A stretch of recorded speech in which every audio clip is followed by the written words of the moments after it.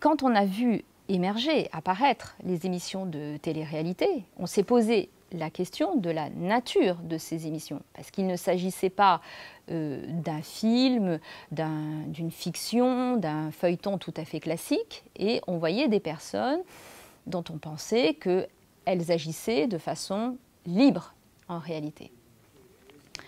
D'où la notion de télé-réalité. On pensait qu'elles étaient spontanées, on pensait qu'elles vivaient leur vie devant les caméras, en faisant abstraction de la caméra, et par conséquent en n'interprétant pas une œuvre préexistante. Pourquoi? Parce que pour être artiste-interprète, il faut interpréter une œuvre préexistante. Et pour interpréter une œuvre préexistante, il faut qu'il y ait donc une œuvre de l'esprit qui reflète la personnalité de l'auteur et qui soit construite.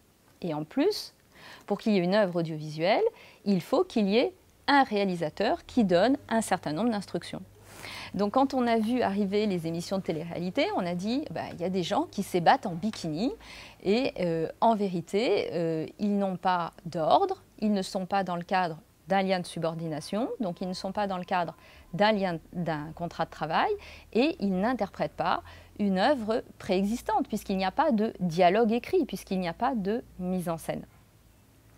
Or, en vérité, tout cela est faux. Donc, cette notion de la télé-réalité est totalement fausse.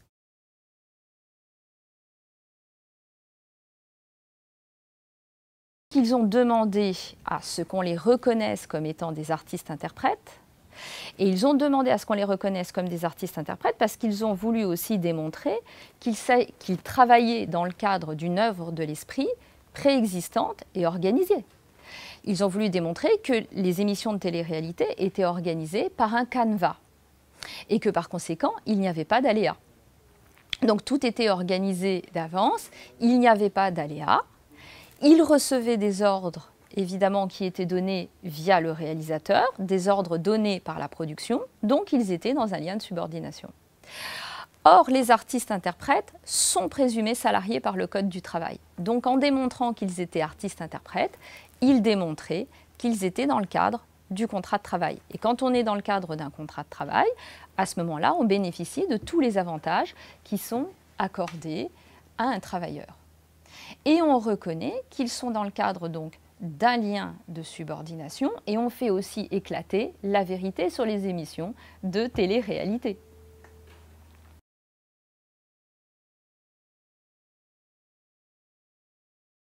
Un des problèmes qui s'est posé dans les émissions de télé-réalité, c'est que nos artistes-interprètes travaillaient donc 7 jours sur 7, 24 heures sur 24, jour et nuit, jusque dans des moments intimes de leur vie.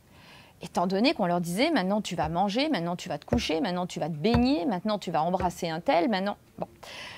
Donc la question de la limitation du lien de subordination s'est posée. Jusqu'où on peut demander, dans le cadre d'une émission de télé-réalité, à une personne, jusqu'où on peut lui demander d'aller. Le Code du travail nous dit que les artistes-interprètes sont salariés et qu'ils sont dans le cadre donc de cette mise à disposition de la force de travail. Or, paradoxalement, le Code du travail nous dit que l'artiste-interprète va conserver la liberté d'expression de son art. Et là, on touche au cœur du sujet, c'est-à-dire que même si vous êtes dans le cadre d'un lien de subordination, quand vous êtes artiste, même si on vous donne des instructions, même s'il y a un metteur en scène, même s'il y a un réalisateur, il y aura toujours quelque part dans le cœur, l'esprit, la tête de l'artiste, la liberté d'expression de son art. Et c'est peut-être ça qui est le talent.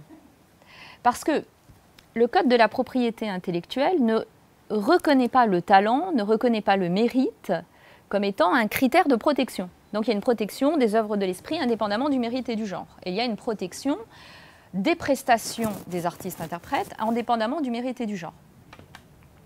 Je souligne que le Code de la propriété intellectuelle parle indifféremment de prestations et d'interprétation. Mais il y a justement cette notion supplémentaire, le talent, ce supplément d'âme, le talent. Eh bien, le talent, c'est la liberté d'expression de son art. Ça veut donc dire qu'un artiste-interprète, même encadré, même avec un texte, qu'il ne doit pas déborder, qu'il doit respecter à la virgule près, il doit respecter aussi la mise en scène, eh bien, il y a quand même cette liberté d'expression de son art, cette étincelle qui fait que au théâtre, l'artiste-interprète va passer la rampe, au cinéma ou à la télévision, il va crever l'écran et qui va créer ce lien de vérité entre le spectateur et l'artiste-interprète. Donc même dans un film, en vérité, il va y avoir une part de vérité. Et la part de vérité, ça sera toujours ce talent de l'artiste-interprète.